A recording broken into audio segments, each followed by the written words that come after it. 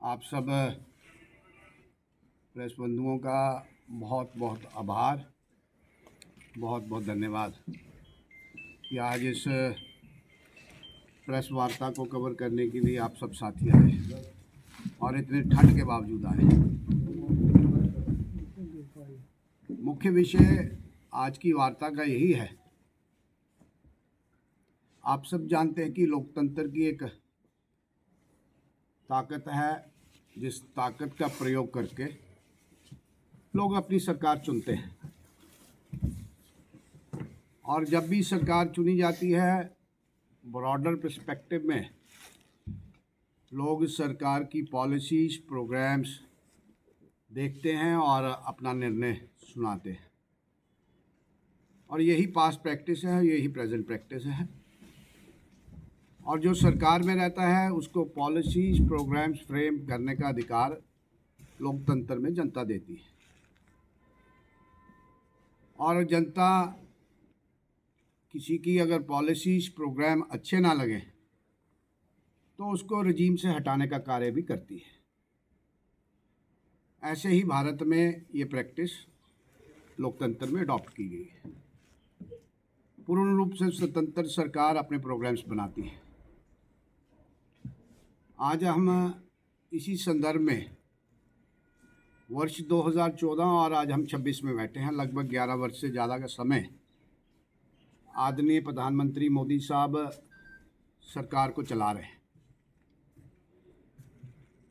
और लगातार तीसरी बारी प्रधानमंत्री बनना कहीं ना कहीं ये दर्शाता है, इस बात का सबूत है कि जिस तरीके से इस सरकार ने लोगों के मुताबिक गवर्न करना चाहिए तो सरकार गवर्न कर रही है। कि कोई भी प्रोग्राम, कोई भी पॉलिसीज, अगर ये सरकार 14 से लेकर आज तक डिफरेंट इश्यूज, मैं बहुत डिटेल्स में नहीं जाऊंगा, जब भी सरकार प्रोग्राम इंट्रोड्यूस करती है कुछ अपोजिशन के साथी भ्रम पैदा करने का प्रयास करते हैं, और एक नैरेटिव बिल्ड करने की एक्सरसाइज रहती है।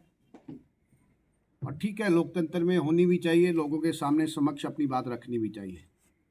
मगर साथियों, आज जो पूरे विश्व में जो स्थिति बनी है, और विशेष तौर इस सब कॉन्टिनेंट में, हमें उसको भी इग्नोर नहीं करना है। एक सोची समझी राजनीति की तरफ इशारा करते हुए मैं यही कहूँगा कि जो सरकारें बाहर बैठी हैं, इस देश के बाहर बैठी हैं, वो इस मुल्क को डिस्टेबलाइज करना चाहती हैं, और कुछ टूल किट के रूप में हमारे ही बीच लोग उनका समर्थन करते हैं और विभिन्न हथकंडे अपनाए। इस सरकार ने अगर 370 उखाड़ने का फैसला किया तो भी लोगों को परेशानी हुई। अगर ट्रिपल तलाक का मसला आया, अगर राम मंदिर बनाने का मसला आया, SIR का मसला आया, अनेक ऐसे उदाहरण इन 11 वर्षों में आपको देखने के मिलेंगे कि नैरेटिव बिल्ड करने की एक्सरसाइज अपोजिशन के साथियों की रहती है। तो हमने भी उचित समझा कि पिछले दिनों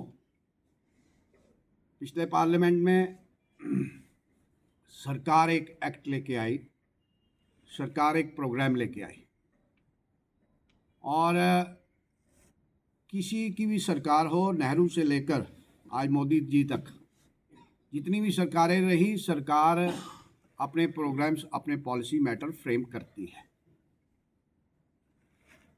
और एक हमसे पहली सरकार ने एक प्रोग्राम जिसको नरेगा और बाद में मनरेगा कहा गया, वो चला रही थी। हम ये भी जानते हैं कि ये हिंदुस्तान गांव में रहता है, और जब हम गांव की बात करते हैं और अपनी इकॉनमी की बात करते हैं, हमारी इकॉनमी एग्रीकल्चर बेस्ड इकॉनमी है,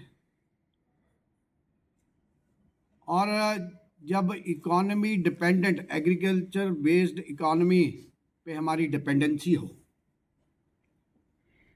तो निश्चित रूप से हमारी उसके ऊपर रिलायबिलिटी रहती है। But reliability alone cannot be a deciding factor. Reality के साथ साथ इस डिपेंडेंसी के साथ साथ एम्प्लॉयमेंट देना सरकार की एक प्राथमिकता रहती है। अब मैं इस मनरेगा और जो इस सरकार ने, मोदी सरकार ने जो मनरेगा को रिप्लेस करते हुए जी राम जी एक्ट 2025 लाया है।